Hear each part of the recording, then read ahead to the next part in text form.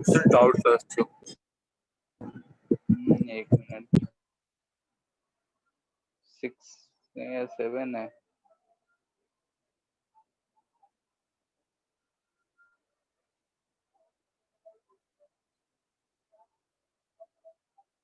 किसमें का डाउट है? Sir booklet.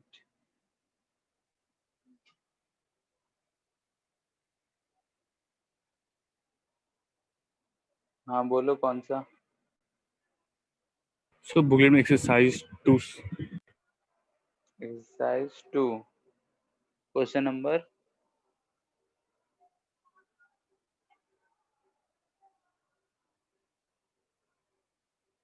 सर क्वेश्चन बोलो। नंबर 11। सर क्वेश्चन नंबर 11 देखिए ना।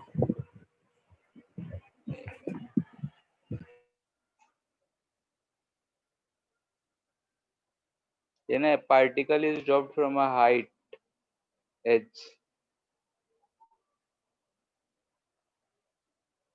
constant horizontal velocity is given to the particle.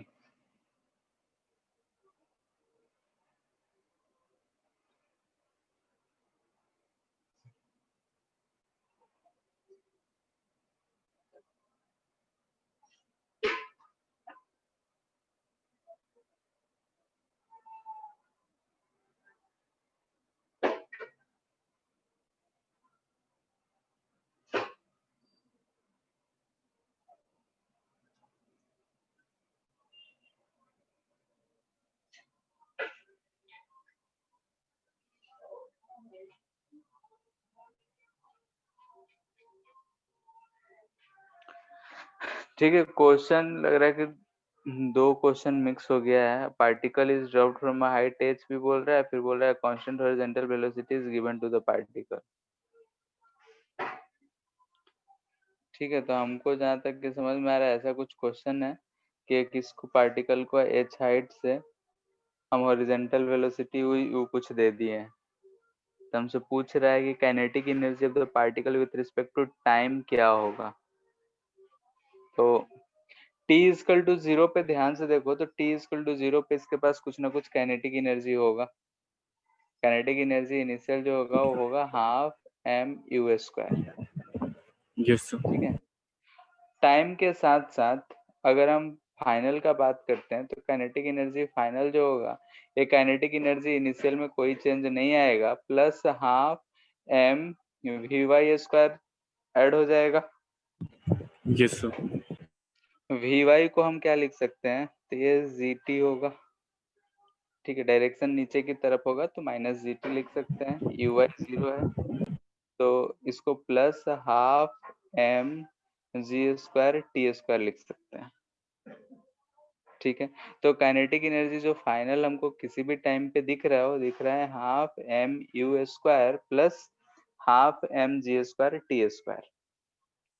ठीक है, तो इसका कर्व कैसा होगा बताओ? वेलोसिटी का स्क्वायर है तो पॉजिटिव ही रहेगा।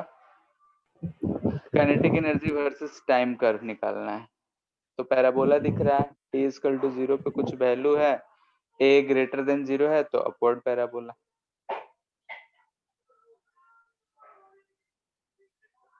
क्लियर है? Yes sir. और कोई दिक्कत? सर अगर डिस्टेंस के साथ देता तो y, सो वो स्ट्रेट लाइन होता ना। हाँ vy को y के टर्म में रख लेते हैं, तो डिस्टेंस के हिसाब से तो फिर कैसे लिखते हैं? सर वो v को x हम लोग √2gh करते हैं।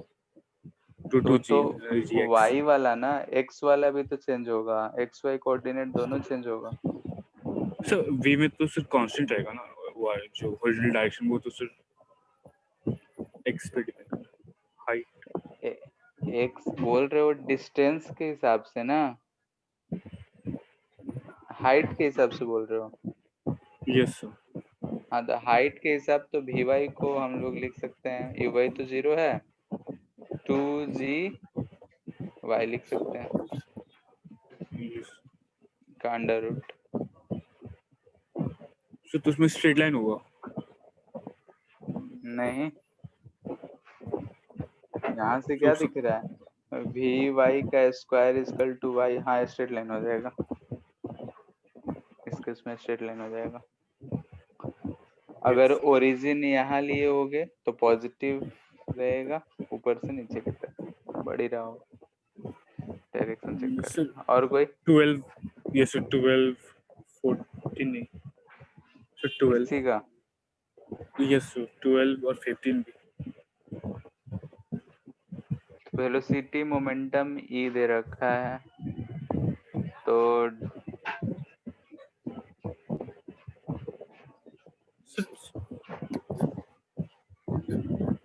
सर 12 नहीं 12 सॉरी मुझे ये 15 15।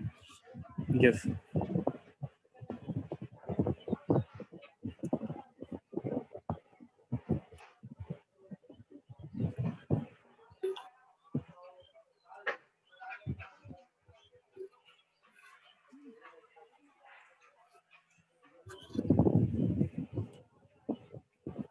ठीक है, बोल रहा है कि इसको स्लोली हम 60 डिग्री तक मूव कर रहे हैं तो वर्क कितना होगा, तो इसमें क्या दिक्कत है? तो इसमें हम डिस्प्लेसमेंट समझ नहीं आया सर कहाँ से लें। ऐसा है, यहाँ पे हिंज्ड है, ठीक है। बोल रहा है कि अब इसको ऐसे हम स्लोली उठा के यहाँ 60 डिग्री तक ले आए हैं, ठीक है। तो इस केस में हमसे बोला जा रहा है कि the other end is now raised slowly until it makes angle 60 vertical. The required work is, required work कितना करना पड़ा होगा, तो हमको अगेंस्ट ग्रेविटी करना पड़ा है। कितना हाइट ऊपर ले जा रहे हैं हम, ये h पता चल जाएगा। अगर लेंथ l होगा तो h होगा l 1 minus cos of theta, ठीक है। तो वर्क डन यस कितना हो सर जाएगा, mg into l 1 minus cos of 60 degree, ठीक है। यहाँ से हम बोल रहे हैं सर एक्चुअली में सर हम लोग लेकिन इसमें सेंटर ऑफ, ठीक है, yes centre sir of mass देखते हैं तो L/2 रहेगा यहाँ पे, ठीक है। इसका सेंटर ऑफ मास को हम लोग देखते हैं तो यहाँ से यहाँ जा रहा है, तो ये हाइट देखेंगे।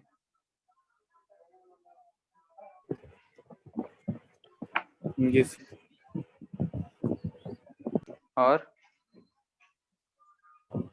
इसमें तो नहीं था सर, आपने कहा था क्वेश्चन आप एच टेलीग्राम सी पे भेज वर्मा, देंगे, नहीं आया।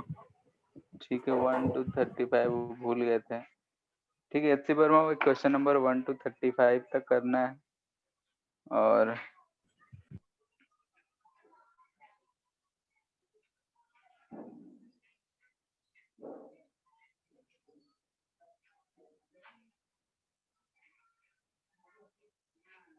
अब इसमें तो सब कर ही सकते हो, सिर्फ कंजर्वेटिव नहीं तो इक्विलिब्रियम वाले क्वेश्चन छोड़ के बाकी सब कर सकते हो। सर एक mechanical conservation energy, mechanical energy conservation भी था वो। हाँ तो कंजर्वेशन ऑफ एनर्जी तो आता ही है तुम लोग को, उसमें क्या करना होता है, कुछ नहीं, देख लेंगे उसको, ठीक है, पढ़ेंगे। लेकिन स्प्रिंग मैकेनिकल, हाँ से स्प्रिंग वाला भी था मिक्स, उसमें भी एक्सप्लेन करना था सर। वो एक एग्जांपल था सर, पेज नंबर 12 में जाइए ना।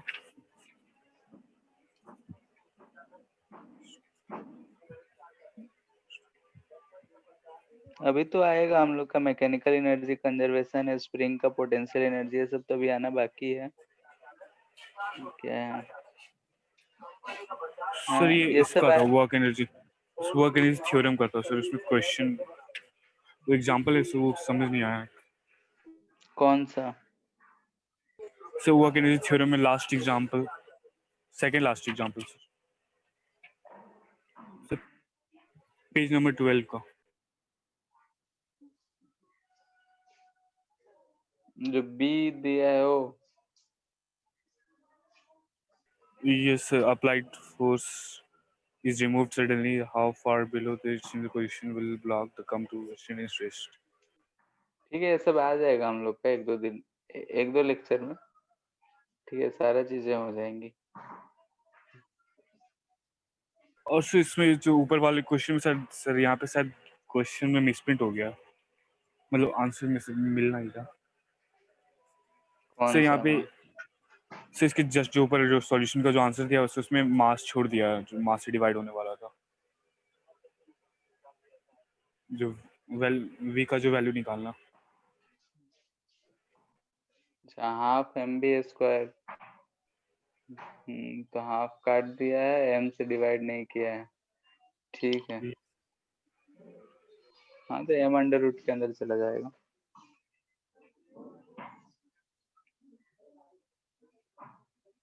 ठीक है, ये जो क्वेश्चन है इसको हम लोग करेंगे। ठीक है,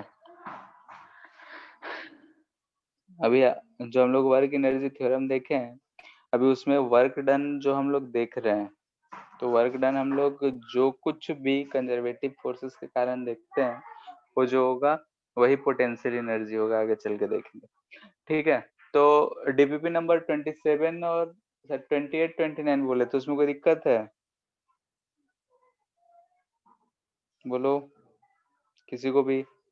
देवांशु, यस सर। दिक्कत है? नहीं है सर। सर एक सेकेंड,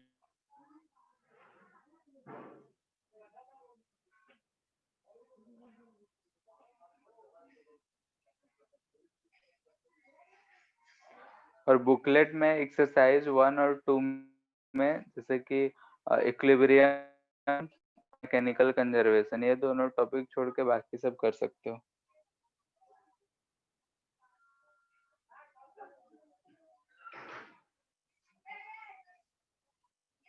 है क्या किसी को नो सर। दिक्कत? ठीक है फिर, ठीक है, तो क्वेश्चन देखते हैं सर हम लोग वो लास्ट बुकलेट क्लास। वाला क्या बोले, एक बार फिर बोली ना। बुकलेट एक्सरसाइज 1 और 2 का जो हम लोग डिवाइड करा हुआ है, तो उसमें से मैकेनिकल एनर्जी कंजर्वेशन और इक्विलिब्रियम, ये दो टॉपिक छोड़ के बाकी सब कर सकते हो। यस। ठीक है, लगभग हम लोग सारा चीज खत्म हो चुका है। ठीक है, सिर्फ अगर हम पोटेंशियल एनर्जी भी खत्म कर देंगे, तो उसके बाद बाकी के जो चीजें हैं वो बस इंफॉर्मेटिव टाइप है, क्योंकि नॉलेज यही जो हम लोग पढ़े हैं उसी चीज को उठा के एक जगह पे देखेंगे और कुछ नहीं होगा। ठीक है, जितना कुछ भी होगा, इक्विलिब्रियम का कहानी हो या फिर जो भी चीजें दे रखी हैं, वो सारा इधर के ही चीजें को हम लोग यूज करते हुए नजर आएंगे। ठीक है, देखते हैं क्वेश्चन। जैसे कि फोर्स दे रखा है वाई आई कैप प्लस एक्स जे कैप। ठीक है, और इसको हम डिस्प्लेस कर रहे हैं ऐसे, ये वाई एक्सिस हो गया, ये एक्स एक्सिस हो गया, इसको यहाँ सी तक लाना है 2,3 तक। एक बार हम ला रहे हैं ऐसे इस पाथ से। ठीक है, एक बार हम ले जा रहे हैं इस सेकेंड पाथ से, और एक बार हम ले जा रहे हैं ऐसे। ठीक है, ये फर्स्ट, सेकेंड, ये थर्ड। हमको वर्क डन पता करना है, 1 से कितना होगा वर्क डन, सेकेंड पाथ से कितना होगा वर्क डन, थर्ड पाथ से कितना होगा। ठीक है, ये इससे हम ओरिजिन से जा रहे हैं, मान सो लो। वर्टिकल है ये। हाँ, ये फोर्स दे रखा है वर्टिकल, या ग्रेविटी को एज्यूम नहीं करना है, मास सेम ले लेना है। मास का भी जरूरत नहीं है, फोर्स दे रखा है। ठीक है, फोर्स दिया हुआ है, ग्रेविटी को एज्यूम नहीं करना है। और लग भी रहा हो तो हम वर्क डन बाई फोर्स बदल रहे हैं।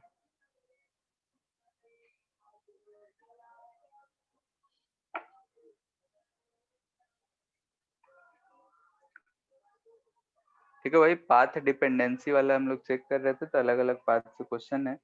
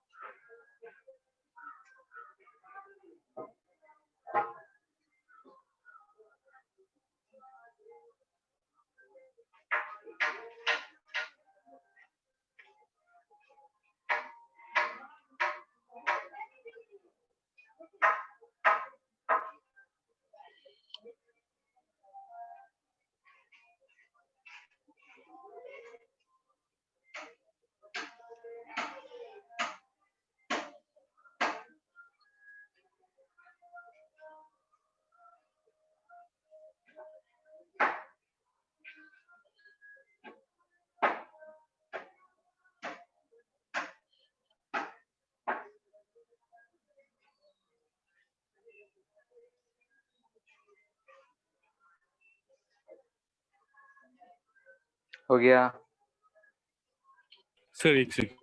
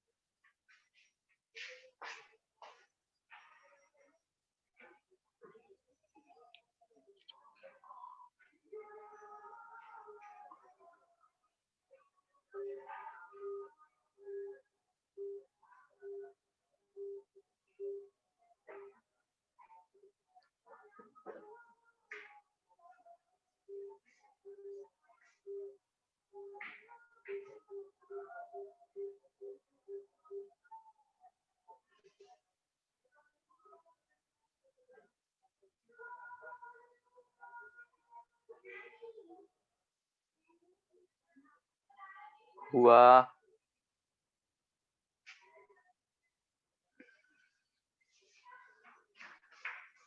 चलो देखो, जैसे कि अगर हमको फोर्स फाइंड करना है तो फोर्स होता है F.ds फर्स्ट का सो फर्स्ट का 12 है क्या?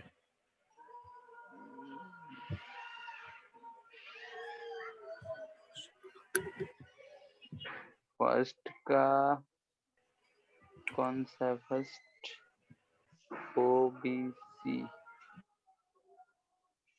6 है।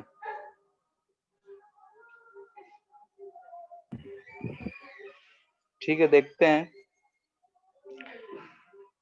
जैसे कि अगर हमको वर्क डन फाइंड करना होता है तो work done force into displacement होता है। हम बोले थे कि जब भी फोर्स ऐसे आई जे के कैप के में रहे, यानी कि F X F Y F Z ऐसा कुछ दिया रहे, तो डी आर को हम लोग ऐसे यूज कर लेंगे। अब चूंकि के वाला है नहीं, जेड डायरेक्शन है नहीं, तो डी जेड हम यूज नहीं किए। अब इन दोनों का डॉट प्रोडक्ट करे तो यहाँ पे वाई डी एक्स आया और यहाँ पे एक्स डी वाई आया। अब यहाँ पे ध्यान से देखें तो यहाँ पे वेरिएबल है dx और यहाँ पे क्या चेंज हो रहा है? तो y। तो दिक्कत है। या तो हमको y को dx के फॉर्म में चेंज करना पड़ेगा या फिर dx को dy के फॉर्म में चेंज करना पड़ेगा। दोनों जगह वही प्रॉब्लम है। तो हम कैसे करेंगे? तो यहाँ पे एक एक करके देखते हैं। तो फर्स्ट केस, तो फर्स्ट में हम O से B जा रहे हैं और फिर B से C जा रहे हैं, ठीक है। तो जब हम O से B जा रहे हैं, यानी कि O से B के दौरान हमारा y वैल्यू जो है वो 0 है और x जो है वो वेरी कर रहा है, ठीक है। यहाँ से जब देखो O से B जा रहे हैं तो y जो है वो 0 है। ध्यान से देखो y का वैल्यू फिक्स्ड है, 0 है। y 0 है तो यहाँ से हम बोल सकते हैं कि dy जो होगा ये भी 0 ही होगा, ठीक है। यानी कि O से B के लिए ये y भी 0, dy भी 0, यानी कि वर्क 0, ठीक है। क्योंकि हम लोग वर्क डन लिख सकते हैं। वर्क डन अगर लिखना हो तो वर्क डन 0 से B plus work done B से C। तो ये तो हमको मिल गया कि ये 0 है। 0 क्यों है? तो ध्यान से देखो, तो y 0 तो इसमें पुट करेंगे तो ये टर्म 0, dy 0 तो ये टर्म 0। वैसे ही B से C जा रहे हैं तो B से C में देखो क्या हो रहा है। अगर हम B to C जा रहे हैं तो इसमें y का वैल्यू जो हो रहा है वेरी हो रहा है, तो dy होगा कुछ वेरी कर रहा होगा, ठीक है। ये भी नॉन जीरो होगा। x का वैल्यू, तो x का वैल्यू देखो तो x का वैल्यू फिक्स्ड है। x का वैल्यू 2 दिख रहा है हमको, तो x का वैल्यू 2 है, कांस्टेंट है। दिस इंप्लाइज दैट dx जो होगा ये 0 होगा। ये कांस्टेंट है, तो कांस्टेंट है तो dx 0 होगा। तो dx जब 0 होगा तो इसके लिए अगर हम देखेंगे तो फर्स्ट टर्म 0 दिख रहा है और सेकंड टर्म हमको क्या दिख रहा है, तो डेट इज इक्वल टू हमको फाइनली दिख रहा है कि 2 dy। और ये कहाँ से कहाँ, तो 0 से 3 तक वेरी कर रहा है, यानी कि 2 into 3 हमको 6 यूनिट दिख रहा है, सर ठीक है। फिर से एक बार समझा दीजिए।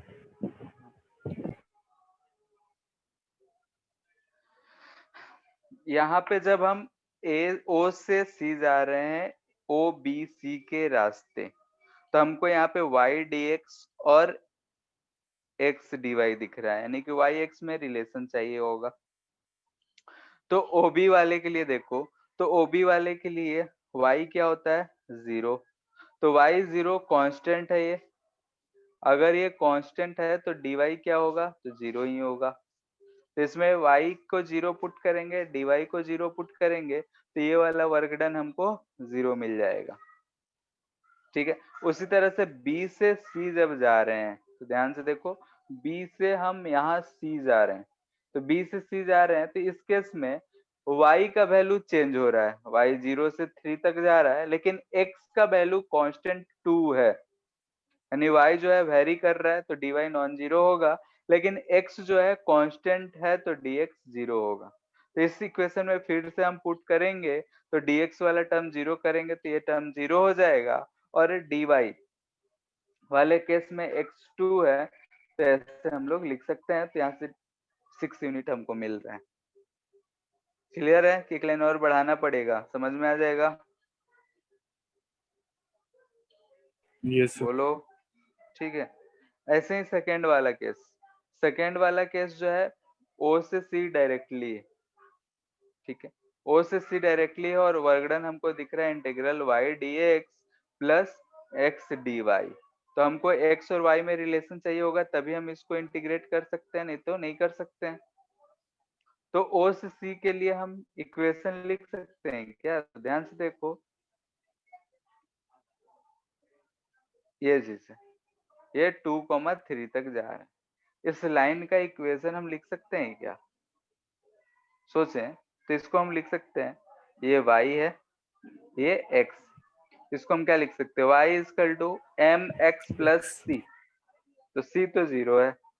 स्लोप कितना है, तो देखो ध्यान से 3/2 दिख रहा है, तो 3/2x लिख सकते हैं इस लाइन का इक्वेशन। Yes sir. यानी कि हमको y और x में रिलेशन मिल गया। तो वर्क डन अगर हम लिखेंगे तो क्या लिखेंगे, यहाँ पे y को x में लिखेंगे तो 3/2x dx प्लस यहाँ x है, या तो x को रख लो या फिर dy को ही चेंज कर लो। ठीक है, तब भी कैसे भी रखेंगे तो x को ही रख लेते हैं, तो ये 2/3y dy हो जाएगा। ठीक है, यानी कि यहाँ पे हम x का वैल्यू रख लिए, यहाँ पे y का वैल्यू रख लिए। अब तो हमको इंटीग्रेट होता हुआ दिख रहा है। x कहाँ से कहाँ जा रहा है, तो 0 से 2। y कहाँ से कहाँ जा रहा है, तो 0 से 3। तो ये कितना आ जाएगा, 3/2 इंटू x²/2 यानी कि 4/2 डायरेक्ट लिख रहे हैं। ठीक है, ये 2/3 y² यानी कि 3² हमको दिख रहा है 3 + 3 यानी कि 6 यूनिट।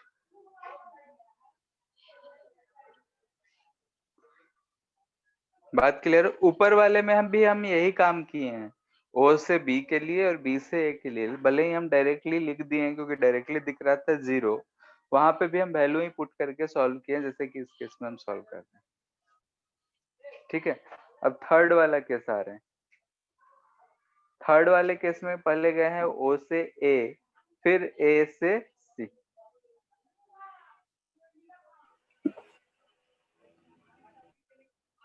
ठीक है, फिगर फिर से बना देते हैं। ओ से ए फिर ए से सी, ये 2,3 है, इस रास्ते से हम गए हैं।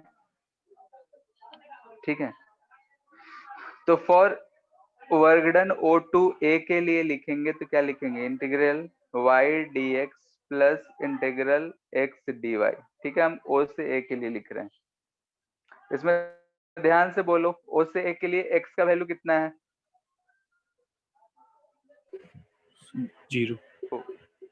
y एक्सिस पे है तो 0, x का वैल्यू 0 तो dx का वैल्यू 0, तो dx भी 0 x भी 0, तो यहाँ भी 0 है, यहाँ भी 0 है, तो ये भी 0 ये भी 0, तो हमको यहाँ फिर से क्या दिख रहा है, 0। y के बारे में हम नहीं सोचे क्योंकि इसी से 0 हो जा रहा है, तो क्या दिक्कत। ठीक है, यानी वर्क डन। अगर a टू c का बात करें तो फिर से वही लिखेंगे, y dx plus x dy। ठीक है, ये चीज लिखेंगे। तो इस केस में देखो, तो इस केस में हमको y क्या दिख रहा है, y 3 कांस्टेंट दिख रहा है, तो इंटीग्रल 3dx यहाँ दिख रहा है, प्लस x क्या दिख रहा है, तो x वेरी कर रहा है, dy कुछ है, x वेरी कर रहा है। हाँ ठीक है, तो y जो है कांस्टेंट है तो dy 0 है, y जो है 3 है, this implies dy equal to 0, तो x dy है लेकिन dy 0 है, तो ये 0 हो जाएगा। ये x कहाँ से कहाँ, 0 से 2 तक, तो यहाँ से भी आ रहा है 6 यूनिट।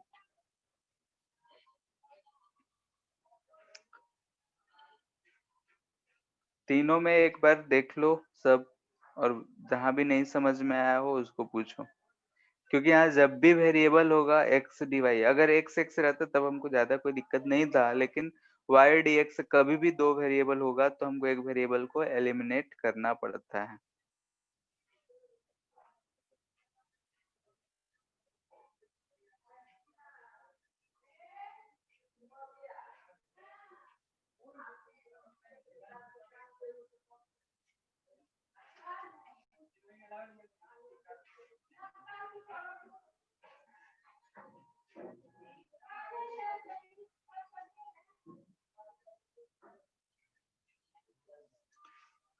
इतना में किसी कोई दिक्कत है तो बोलो, किसी भी पॉइंट में, किसी भी क्वेश्चन पार्ट में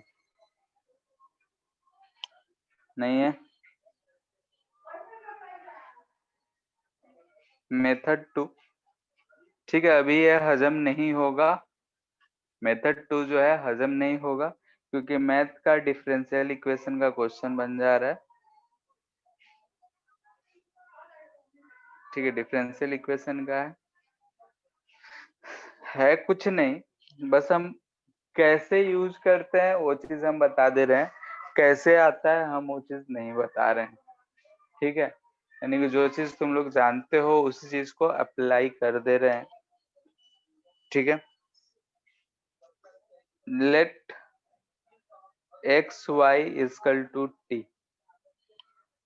ठीक है, हम जान रहे हैं इसलिए इसको यूज कर लिए, क्योंकि इस चीज को तुम लोग पूछेगो कि क्यों इसी चीज को माने, तो हम अभी इस चीज को एक्सप्लेन नहीं कर सकते हैं क्योंकि डिफरेंशियल इक्वेशन से आता है। लेकिन हम देखते देखते सीख गए हैं, इसलिए हम इस चीज को डायरेक्टली लिख रहे हैं कि X Y equal to T. तो हम डिफरेंशिएट कर रहे हैं, डिफरेंशिएट किए तो हमको क्या मिला, बताओ क्या मिलेगा। यहाँ पे x है तो लिखेंगे x dy plus y dx uv से, और इधर मिल जाएगा dt। इससे हमको फायदा क्या हुआ, तो हियर वर्क डन जो आया था हमारा वो यही आया था y dx plus integral x dy। इस चीज को हम ऐसे भी लिख सकते थे x dx plus y dy, y dx plus x dy। ये ऊपर से अगर हम इसको पुट कर दें तो हमको और कुछ नहीं बल्कि dt दिख रहा है। ठीक है, तो ऐसा अगर दिख रहा है तो हम इसको डायरेक्टली इंटीग्रेट कर लिए तो क्या मिला t। t कितना है तो xy, तो पुट कर दे that is equal to xy। Limit put कर देंगे x कहां से कहां, तो 0,0 से 2,3 तक। तो पुट कर रहे हैं तो यहाँ से भी हमारा आंसर आएगा 6 यूनिट। ठीक है, तो यहाँ पे हम इस चीज को देख के ये चीज याद आ जाना चाहिए कि y dx plus x dy है, यानी कि x y का इंटीग्रल है, यानी कि इससे ये चीज हमको ध्यान में रहना चाहिए। बाकी अगर 12th क्लास में डिफरेंशियल इक्वेशंस पढ़ोगे, मैथ्स में है एक चैप्टर, तो वहां पे सारा प्रोसेस बताया जाता है कि कैसे हम लोग इस चीज के बारे में सोच सकते हैं, कैसे निकाल सकते हैं। फिलहाल हम इसीलिए बोल रहे हैं कितना अगर हमको दिख जाए ऐसा कुछ तो डिफरेंशियल इक्वेशन से इजीली हो जाता है। बाकी जो है ऊपर वाला मेथड हम बताए ही हैं कि जो चीज अभी जानते हो, पाथ पता है, तो उससे डायरेक्टली कर सकते हो। ठीक है, अब यहाँ पे मेरा सर पूछना था सर, यहाँ पे पाथ डिपेंडेंट है फिर भी सर सब में इक्वल आ रहा है। उसी से वही क्वेश्चन हम नेक्स्ट क्वेश्चन वही है मेरा। ठीक है, above question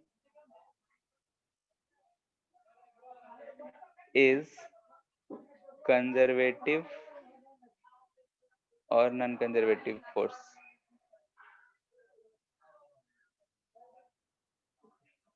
In above question, force is conservative or non-conservative? ठीक है, ये मेरा सवाल है।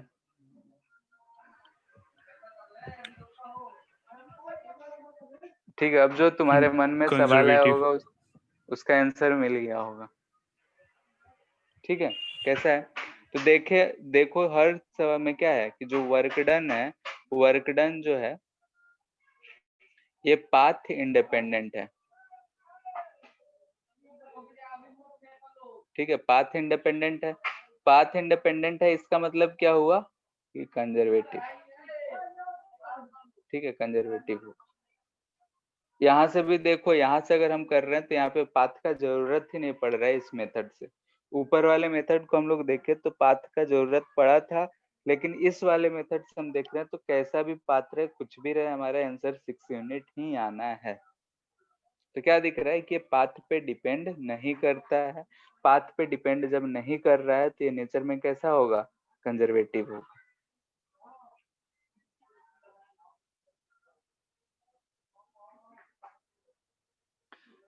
ठीक है,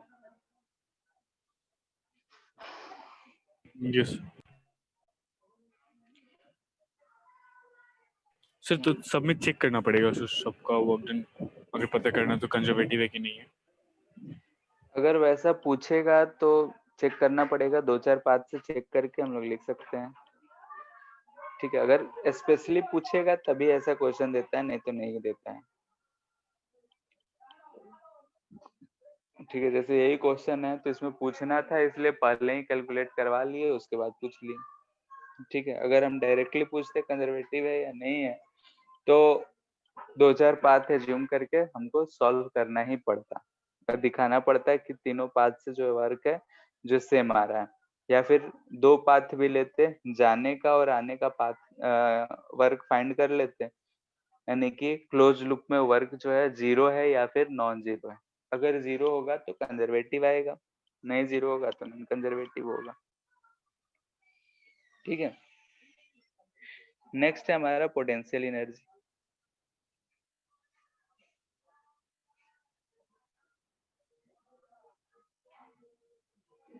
ठीक है, तो पोटेंशियल एनर्जी किसे कहते हैं? तो सिंपल सा जो हम लोग पहले से पढ़े हुए हैं उसी चीज को लिख रहे हैं अभी, कि एनर्जी और कैपेसिटी ऑफ डूइंग वर्क को एनर्जी बोलते हैं। तो हम बोल सकते हैं कैपेसिटी ऑफ डूइंग वर्क या फिर energy due by virtue of position और शेप ऑफ द बॉडी। ठीक है, अगर बॉडी और का किसी भी बॉडी के बारे में उसका पोटेंशियल एनर्जी का बात हो रहा है तो उसका शेप या पोजीशन के कारण जो एनर्जी होगा उसको हम लोग बोलते हैं पोटेंशियल एनर्जी। जैसे हम बैलून है, बैलून को अगर हम फुला रहे हैं या फिर बैलून है खींच रहे हैं तो उसमें इलास्टिसिटी आ रहा है, उस इलास्टिसिटी की वजह से अगर हम खींच के छोड़ेंगे तो हमको चोट लगता है, यानी कि उसमें एक एनर्जी रिलीज हो रहा है। ठीक है, एक एनर्जी जो है उसमें रिलीज हो जा रहा है और उस एनर्जी से हम लोग वर्क करा रहे हैं। गुलेल हो गया, ठीक है, गुलेल में को हम लोग खींचते हैं, पत्थर बंधा होता है, पत्थर कुछ दूर तक फेंक देता है। क्या होता है कि जब हम उसको खींच रहे होते हैं, इलोंगेट कर रहे होते हैं तो उसमें एनर्जी स्टोर होता है, उस एनर्जी को काइनेटिक एनर्जी में बदल देता है। तो ये सब शेप चेंज होने की वजह से अगर हम किसी स्टोन को उठा के नीचे से छत पे ले जा रहे हैं, ठीक है, या फिर वाटर ही है, उसको हम टंकी जो रहता है घर में टंकी लगा होता है वो छत पे लगा होता है, तो हम मोटर से टंकी भर देते हैं, लेकिन जब पानी यूज करना होता है टंकी से तो हम लोग सिर्फ नल चालू करते हैं, चलना शुरू हो जाता है। तो हर केसेस में क्या हो रहा है कि जब हम इसको किसी हाइट से इसको हम यहाँ पे उठा के ले जा रहे हैं हाइट पे, यहाँ से यहाँ ले गए तो हम अगेंस्ट ग्रेविटी वर्क किए और वो जो वर्क है वो यहाँ पे आके इसके पोटेंशियल एनर्जी में स्टोर हो गया। यानी कि इसके पास सब बोल रहे हैं कि अगर ये एच हाइट पे आ गया है तो इसके पास इतना एनर्जी है कि अभी ये वर्क कर सकता है। ठीक है, एनर्जी को बोलते हैं कैपेसिटी ऑफ डूइंग वर्क। यानी कि अगर हम टंकी में पानी भर दें तो उस पानी के पास एनर्जी है, वो एनर्जी से वर्क कर सकता है। तो नल जब खोलते हैं तो पानी नीचे आने लगता है, इसका मतलब यही है कि जो उसके पास एनर्जी वो अब लूज कर रहा है, यानी कि अब वो वर्क कर रहा है उस एनर्जी की वजह से। ठीक है, वैसे ही अगर हम स्प्रिंग है, ठीक है, स्प्रिंग है हमारा लगा हुआ, ये इसका नेचुरल लेंथ था, अगर हम इसको इलोंगेट करके यहाँ तक ले आए तो यहाँ तक जब ला के छोड़ेंगे तो ये पीछे अपने आप भागेगा। भागेगा क्यों? तो इस स्प्रिंग के इलोंगेशन के कारण इसमें जो है एक एनर्जी स्टोर्ड हो जा रहा है, जिस एनर्जी की वजह से वो अब वर्क कर सकता है। स्प्रिंग जो है अब वर्क कर सकता है। तो यहाँ पे जो एनर्जी आ रहा है तो यहाँ पे दिख रहा है कि ये पोजीशन चेंज किए तो पोजीशन के कारण है, यहाँ देख रहे हैं तो शेप के कारण, शेप चेंज हुआ है तो उसका एनर्जी चेंज हो गया है। नेचुरल लेंथ में था, कोई भी कार्य नहीं कर सकता था, लेकिन अगर हम उसको इलोंगेट करके छोड़ दिए तो जैसे इलोंगेट किए तो उसमें अब एनर्जी स्टोर हो रहा है। वो एनर्जी जो आ रहा है उस एनर्जी को हम बोल रहे हैं कि पोटेंशियल एनर्जी है, जिसके कारण अब वो वर्क कर सकता है। क्योंकि अगर इलोंगेट करके हम छोड़ दें तो ब्लॉक को लेकर नेचुरल लेंथ की तरफ भागेगा। तो भागने का कैपेसिटी कहाँ से आया? तो हम बोले कि जब हम उसको इलोंगेट किए तो उस स्प्रिंग में एक एनर्जी स्टोर्ड हो गया उसके शेप चेंज होने की वजह से, और उस शेप चेंज होने की वजह से जो एनर्जी स्टोर्ड हुआ है उस चीज को हम लोग बोलते हैं पोटेंशियल एनर्जी। यहाँ पे जब ब्लॉक को या वाटर को ही हम जब टंकी में भर रहे हैं तो हम कुछ पानी ले जाके टंकी में भर दिए, यानी कि ग्राउंड लेवल से हम हायर लेवल पे ले गए। हायर लेवल पे जब ले गए तो अगेंस्ट ग्रेविटी हम उसको ले गए, तो वहां पे जाके उसका एनर्जी जो है बढ़ गया है। इसी वजह से हम वहां से छोड़ते हैं तो आराम से गिर जाते हैं, पत्थर ही है, उसको छत पे ले गए और छत पर से छोड़ दिए, तो ले जाने में हमको मेहनत करना पड़ा है, लेकिन उसको लाने में कोई मेहनत नहीं करना पड़ेगा, क्योंकि ऊपर जब ले गए हैं तो उसके पास एनर्जी है, अब वो कार्य कर सकता है। यानी कि यहाँ पे अमरीश पुरी को बुला ले और ऊपर से यहाँ से हम पत्थर छोड़ दें, तो पत्थर हमको फेंकना नहीं पड़ेगा, सिर्फ छोड़ देंगे तो उसके पास इतना एनर्जी है, वो नीचे जाके उसका सर फोड़ सकता है। ठीक है, तो ये जो आ रहा है, ये जो एनर्जी हमको दिख रहा है, यानी किसी भी बॉडी में पोजीशन के कारण, चेंज इन पोजीशन के कारण या फिर चेंज इन शेप के कारण, ठीक है, तो इस एनर्जी को हम लोग बोलते हैं पोटेंशियल एनर्जी। ठीक है, अब यहाँ पे कुछ ध्यान से बातें देखें, कुछ कंसीडर करें, तो यहाँ पे जब हम एक ब्लॉक को, इस सरफेस था यहाँ पे मास m है, इसको यहाँ h हाइट तक हम ले गए। ठीक है, तो यहाँ पे जब हम ले जा रहे हैं, यहाँ तक लाना है, ठीक है, तो ले जा रहे हैं तो हम ऊपर एक फोर्स लगा रहे हैं, नीचे लग रहा है फोर्स mg। हम जो फोर्स ऊपर लगा रहे हैं ये भी mg के बराबर ही लगा रहे हैं, ताकि ये जो है स्लोली स्लोली ऊपर जाए, धीरे धीरे ऊपर जाए, उसमें काइनेटिक एनर्जी ना आ जाए, एक्सेलरेशन ना आ जाए, चेंज इन काइनेटिक एनर्जी नहीं है। ठीक है, हम ये जो है एक्सटर्नल फोर्स है, ये जो है ग्रेविटेशनल फोर्स। ठीक है, तो यहाँ पे अगर work done by external force देखेंगे तो ध्यान से देखो, तो हम F इंटू एच दे रहे हैं, जो कि हम mgh लिख सकते हैं, दोनों का सेम डायरेक्शन है तो ये प्लस में आएगा।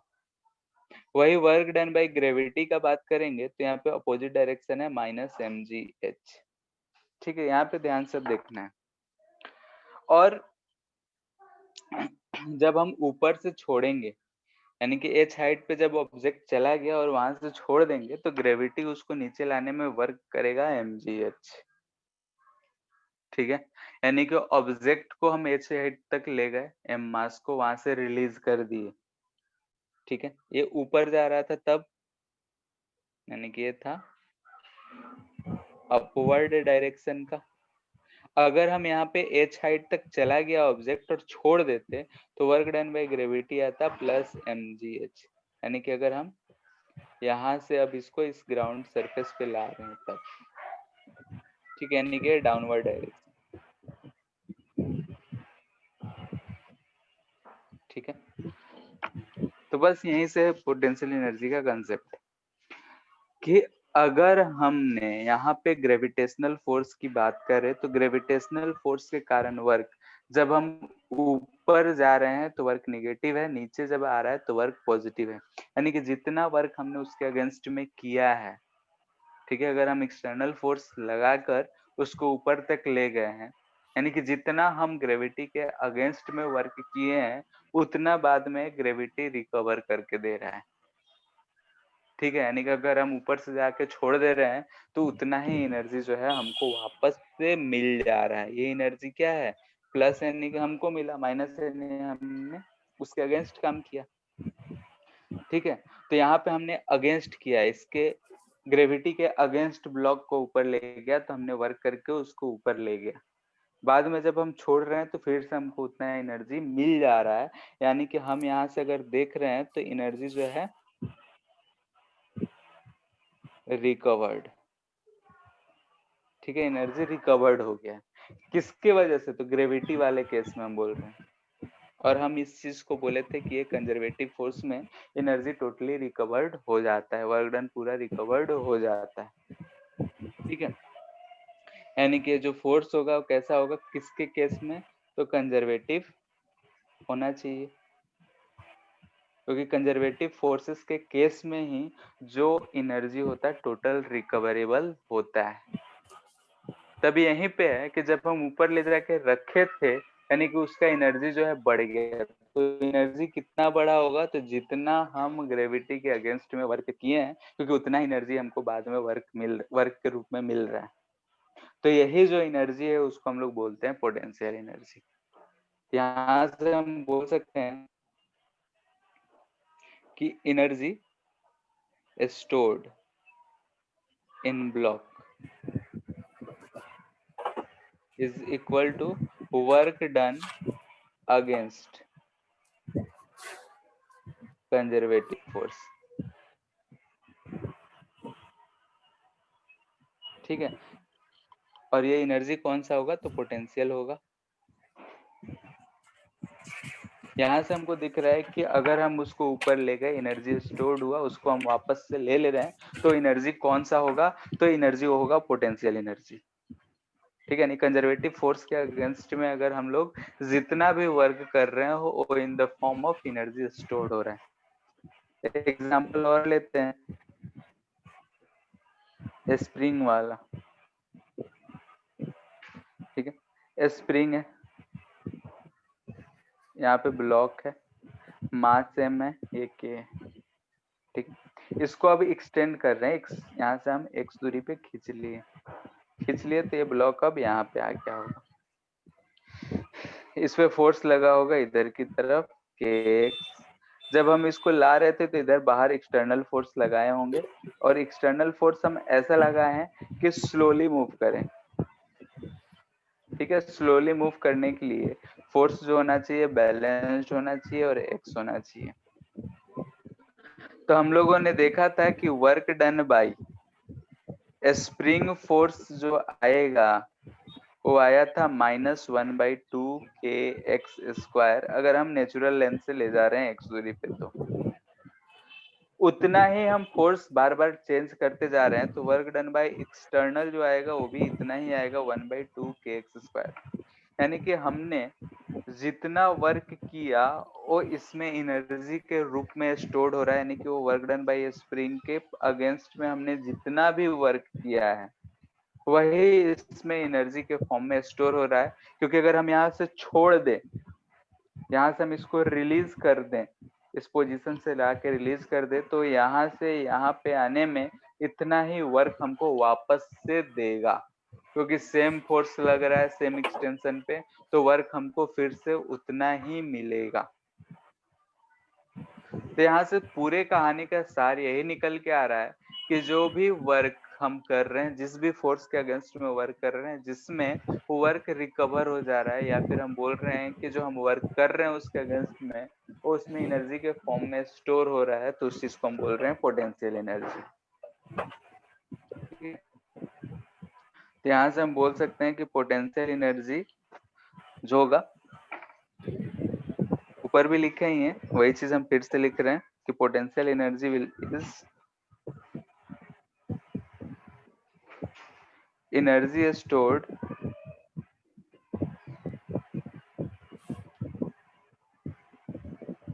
in body due to work done against जो है कंजर्वेटिव फोर्सेस। ठीक है, और एक चीज, पोटेंशियल एनर्जी का कंसेप्ट तभी आएगा जब फोर्स कंजर्वेटिव होगा। विदाउट पोटेंशियल एनर्जी कंसेप्ट नहीं आएगा। तो पोटेंशियल एनर्जी जो है इसके कारण जो वर्क डन है वही स्टोर्ड है, वही चीज।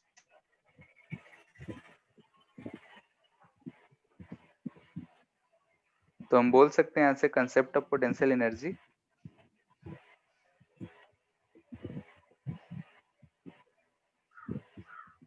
is only for conservative forces।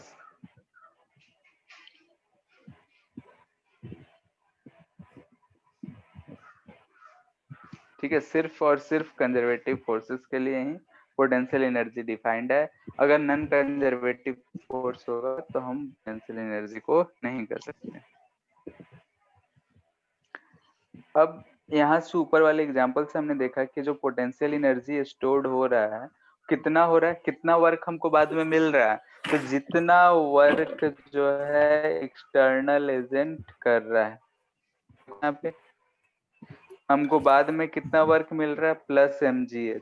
कितना एक्सटर्नल एजेंट ने वर्क किया है या फिर ग्रेविटी के अगेंस्ट में जितना वर्क हुआ है, यानी कि इसका नेगेटिव। तो हम बोल सकते हैं रिलेशन में कि पोटेंशियल एनर्जी जो होगा work done by external agent होगा या फिर negative of work done by conservative force होगा।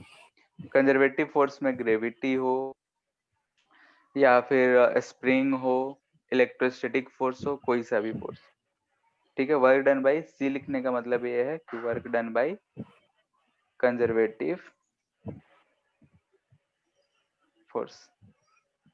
ठीक है, ये work done by external agent,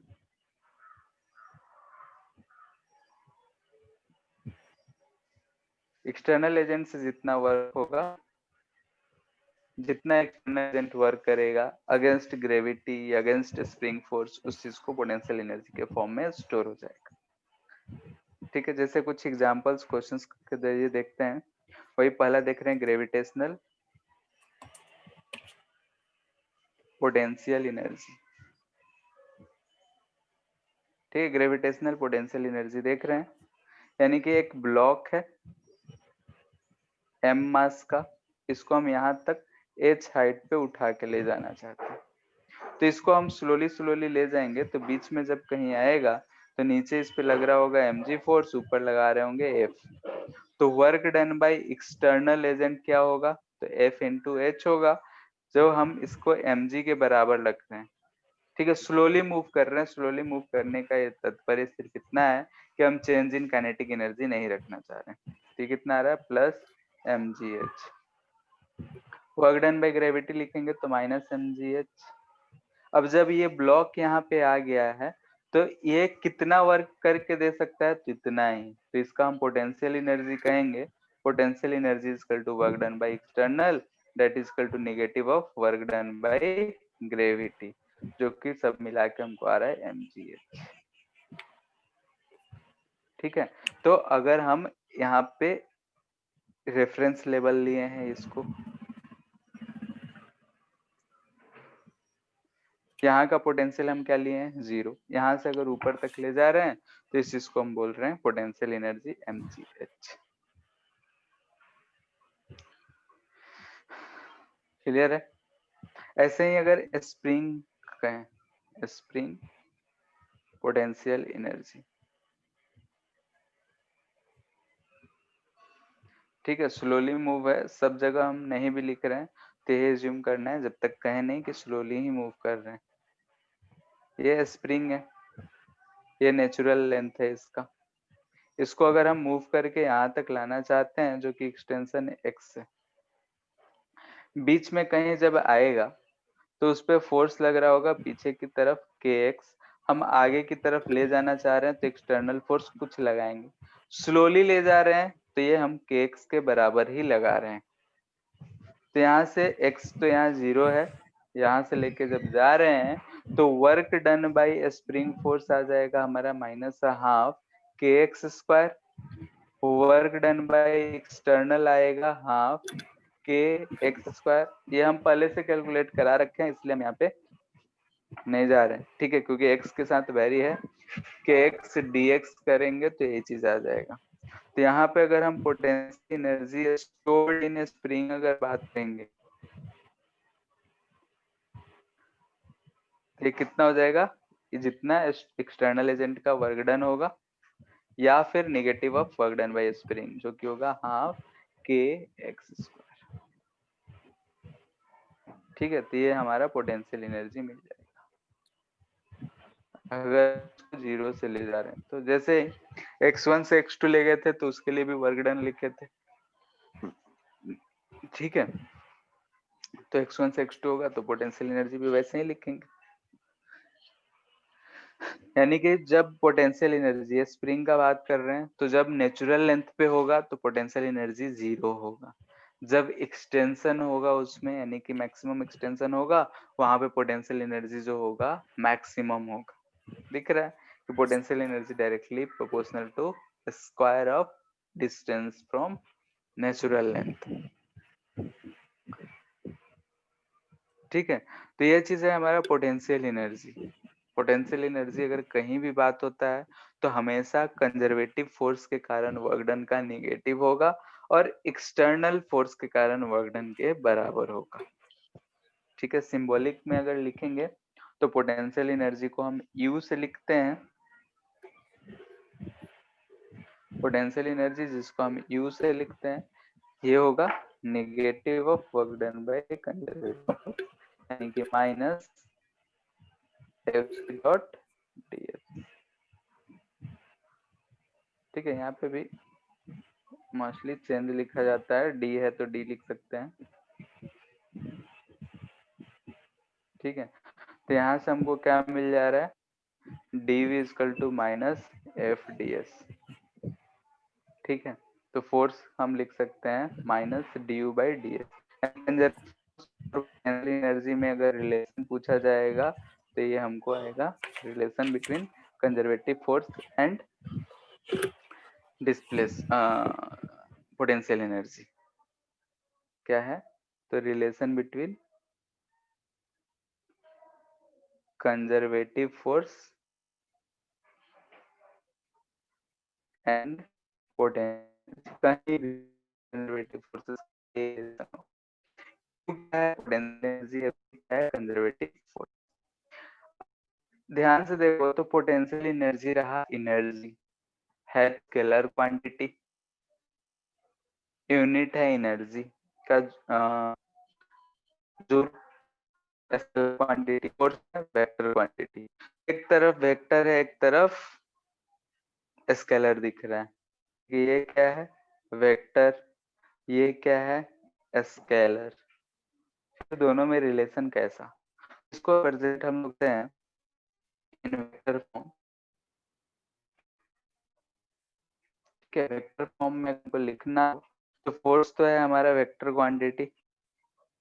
ठीक है, तो डी को क्या लिखते हैं हम लोग ऐसे,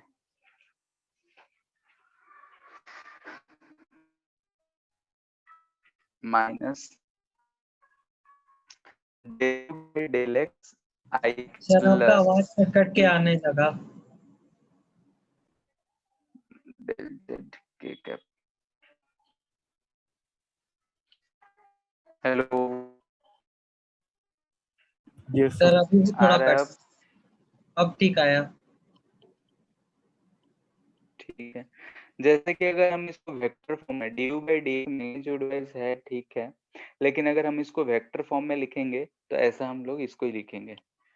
डेल, डेल का मतलब पता है क्या होता है, कुछ भी अगर डेल बाई डेल एक्स है तो एक तो D Y by D X है और ये del Y by del X, दोनों में क्या अंतर है बता सकते हो?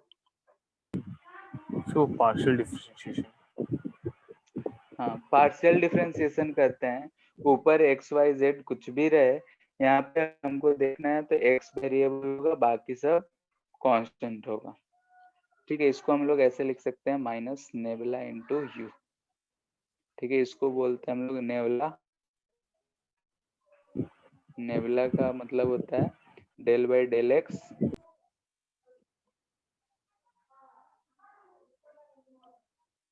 ठीक है, ये सिंबल है, बस सिंबल को शॉर्ट फॉर्म में ऐसे लिख दिया जाता है।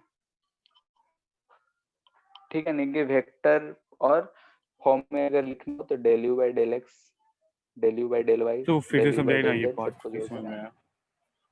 कौन सा सर यही वाला सर पार्ट ये होगा जहाँ से स्टार्ट किया था, और ऊपर से सर। जैसे यहाँ तक क्लियर है कि conservative force D by D S आएगा। हाँ सर, उसके बाद से। ठीक है, ठीक है, जैसे कि अब हम जानते हैं कि यहाँ से अगर वेक्टर फॉर्म में फोर्स जो होता है वो वेक्टर फॉर्म में, पोटेंशियल एनर्जी जो है स्केलर फॉर्म में, डिस्प्लेसमेंट भले ही होता है लेकिन जब भी कभी भी सर आवाज कट गया। सर आपका आवाज बहुत खराब आ रहा है, नहीं समझ में आ रहा है।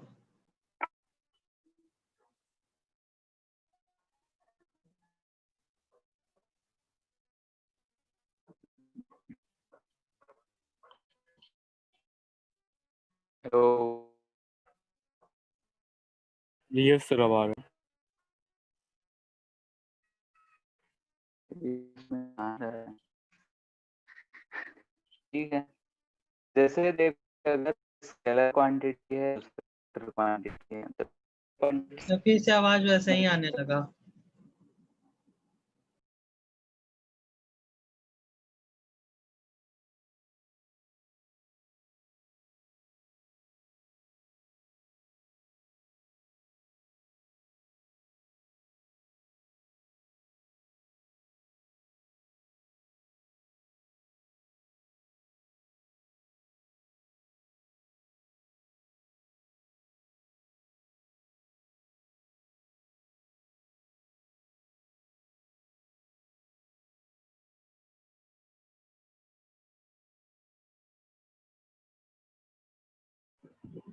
सर का आईडी नहीं है यहाँ।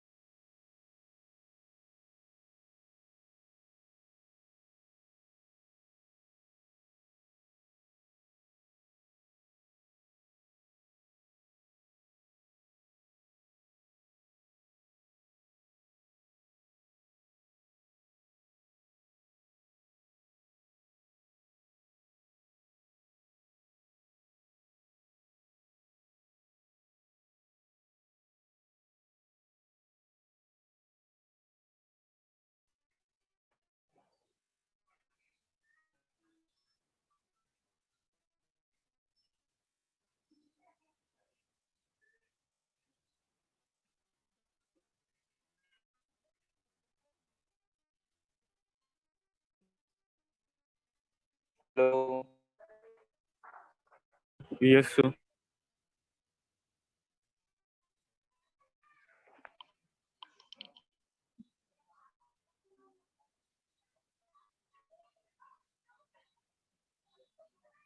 स्क्रीन आ रहा है क्या?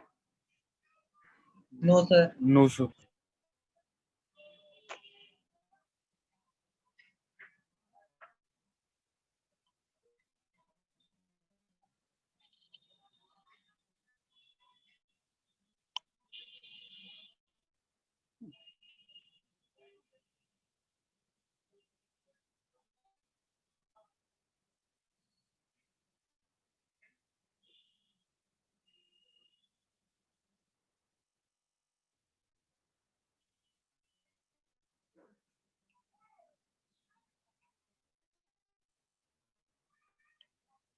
तो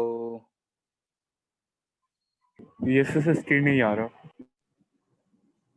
सर स्क्रीन अब ये आने लगा है। समाधान है। पूरा आया आवाज? Yes sir. Yes sir. ठीक है, तो यहाँ पे हम बोल रहे हैं कि ये जो है वेक्टर क्वांटिटी है, ये स्केलर क्वांटिटी है, और कभी वेक्टर क्वांटिटी रेसिप्रोकल में नहीं आता है, डिनोमिनेटर में नहीं आता है। यहाँ से इसको हम वेक्टर टर्म में लिखने के लिए हम लोग इसको यूज करते हैं नेबुला फॉर्म को, यानी कि पार्शियल डिफरेंशिएशन पोटेंशियल एनर्जी हम लोग यूज करते हैं। और ये चीज यूज कर रहे हैं मल्टीप्लाई हैं, फिर आवाज जिसको वैसा हम ही हो गया। रिप्रेजेंट करते हैं नेबुला से।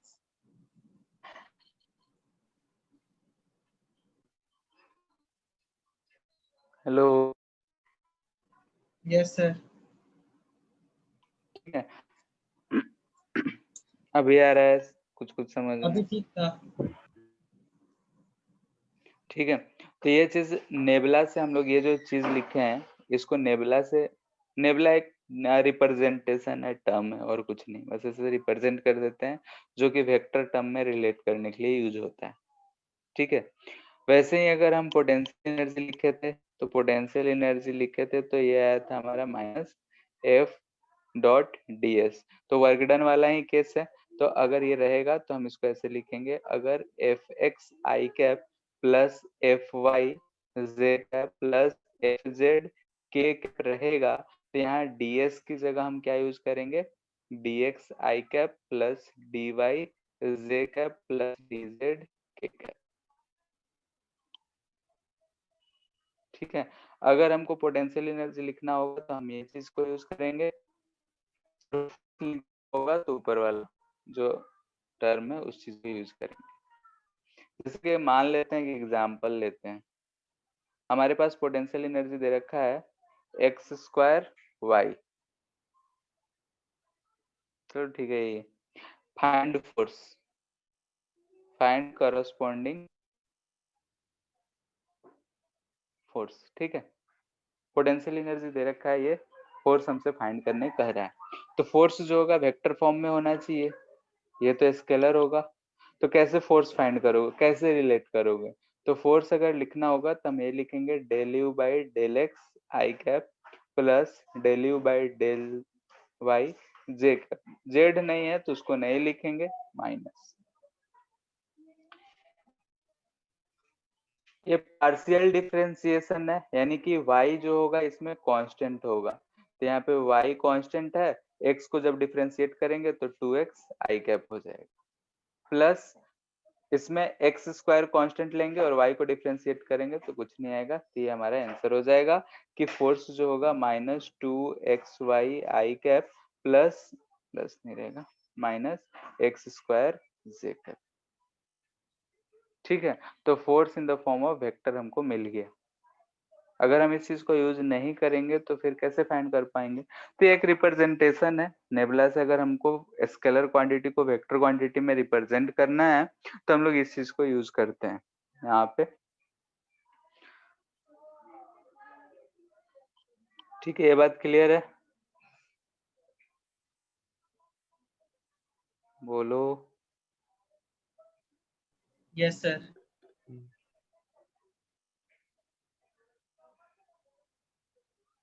ठीक है, तो इस पे बेस्ड बहुत सारे क्वेश्चंस हो सकते हैं।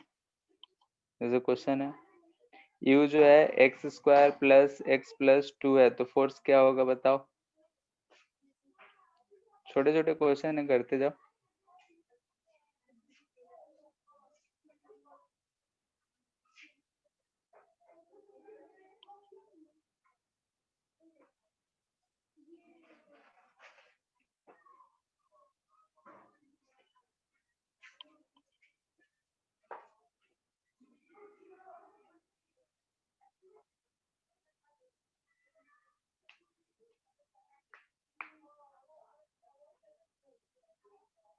पहला का आंसर क्या आएगा बोलो? सिर्फ एक ही डायरेक्शन में। हाँ, yes x³/3 + x²/2 + 2x। u दे रखा है, फोर्स फाइंड करना है तो डिफरेंशिएट ना करेंगे कि इंटीग्रेट करेंगे? पोटेंशियल एनर्जी दे रखा है तो डिफरेंशिएट ना करेंगे हम, यस सर। तो फिर इंटीग्रेट क्यों कर रहे हो? ठीक है, तो चीज हो जाएगा। यहाँ पे अगर हमको फाइंड करना है तो यहाँ पे फाइंड करेंगे तो बताओ क्या होगा फोर्स? so इसमें एक्स 2x वाले के, हाँ 2x + 2 प्लस 2 क्यों? ये तो कांस्टेंट हो जाएगा, 0 हो जाएगा इसका। सर 2 3yz आई कैप, ये ना होगा? पार्शियल डिफरेंशिएशन में किसी को कोई दिक्कत है बताना पड़ेगा या डायरेक्ट लिख रहे हैं? अगर दिक्कत होगा तो पूछ लो। सर वो वहाँ जब पे सर 2y है ना वो? हाँ, तो 2y है, जब x के रिस्पेक्ट में हम उसको डिफरेंशिएट करेंगे तो 2y क्या होगा? कांस्टेंट होगा। Yes sir. कांस्टेंट का डिफरेंशिएशन क्या हो जाएगा? 0। 0। वैसे ही इसके लिए करेंगे तो x² कांस्टेंट होगा, 2 + 3xz जे कैप, प्लस यहाँ पे करेंगे तो पहला दोनों 0 हो जाएगा, 3xy कैप। ठीक है, दिक्कत हो तो बोल दो। ठीक है, पार्शियल डिफरेंशिएशन है, x वाले के समय में सिर्फ x को वेरिएबल मानना है, y z को कांस्टेंट की तरह बिहेव करना है। जब dy के लिए लिख रहे हैं तब y वेरिएबल होगा, x और z कांस्टेंट की तरह उसको ट्रीट करना है। जब z के लिए कर रहे हैं तो x और y को कांस्टेंट की तरह ट्रीट करना है। बाकी तो जानते हो मेथड। फोर्स सर अगर नेगेटिव दे साइन नहीं रहेगा? हाँ, सर अच्छा नेगेटिव माइनस तो साइन। आएगा ही, माइनस आएगा। ठीक है, x जे कैप ये दे रखा है तो पोटेंशियल एनर्जी क्या होगा? इंटीग्रेट कर। इंटीग्रेट करेंगे तो आ जाएगा minus integration y dx plus x dy। So xy dy. हाँ अभी बताए इसको हम क्या लिख सकते हैं, डी एक्स वाई लिख सकते हैं, यानी कि इसका इंटीग्रेट करेंगे तो माइनस एक्स वाई आएगा प्लस कांस्टेंट सी कुछ। ठीक है, क्वेश्चन वही दे देते हो, u equal to X Y है, तो फोर्स कितना होगा बताओ। Force. So minus y I cap plus minus x j cap. यही आ रहा है, Yes. ठीक है, माइनस लगा देते तो ऊपर वाला ही रहता, देख लो सेम चीज आ रहा है। तो ऐसा अगर दिया रहेगा तो हम लोग इस तरीके से फाइंड कर लेंगे। ठीक है, तो आज इतना ही रहने दे रहे हैं, और नेक्स्ट क्लास में पोटेंशियल एनर्जी से रिलेटेड कुछ क्वेश्चंस और करेंगे। फिर So इसी partial differentiation पोटेंशियल और फिर क्या complete differentiation में तो डिफरेंस बताइए ना।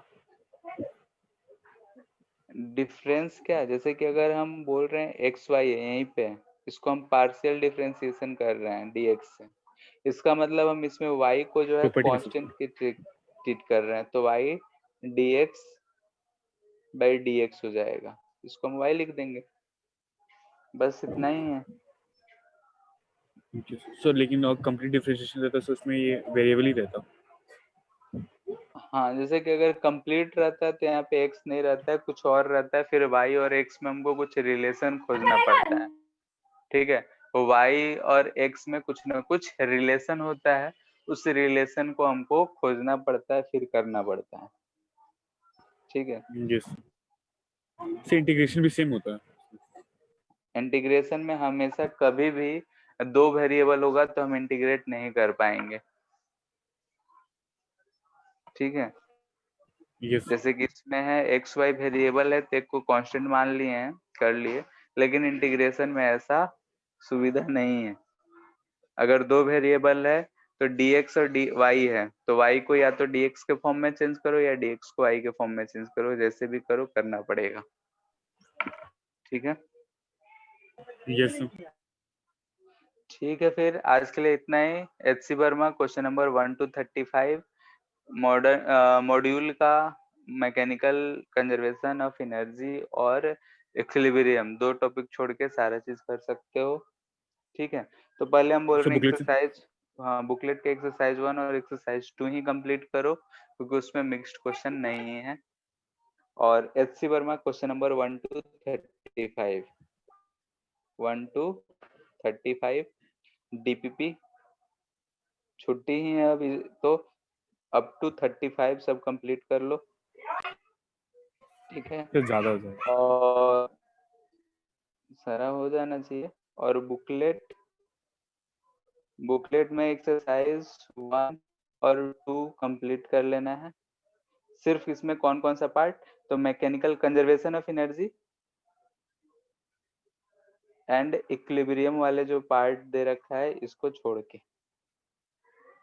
ठीक है, बाकी एक्सरसाइज 3 4 ये सब में अगर करना जो होगा सो हो जाएगा, क्योंकि मैकेनिकल एनर्जी कंजर्वेशन और इक्विलिब्रियम छोड़ के बाकी सब हो सकता है। ठीक है, फिर सर Yes. हाँ, अगर छुट्टी में डाउट चाहिए रहेगा तो आपका मिलेगा। डाउट पता नहीं, ऐसे क्वेश्चन भेजोगे तो बना के भेज सकते हैं, क्लास का हम नहीं कर सकते फिलहाल। So ऑफलाइन आ सकते हैं क्या डाउट पूछ। So डाउट पूछने तो ऑफलाइन आ सकते हैं। हाँ, जैसे कि क्या बोलते हैं, क्वेश्चंस भेज सकते हो। मेरा क्या बोलते हैं, टेलीग्राम पे मेरा आईडी पता ही होगा। ठीक है, उसमें डायरेक्टली भेज सकते हो, उस पे टाइम मिलेगा हम बता देंगे। ठीक है, क्लास का फिलहाल हम नहीं कर सकते हैं, क्योंकि कहीं जाने का भी प्लानिंग कर रहे हैं, अगर निकल गए तो निकल गए। ठीक है, ठीक है sir, thank you. Thank you. Thank you.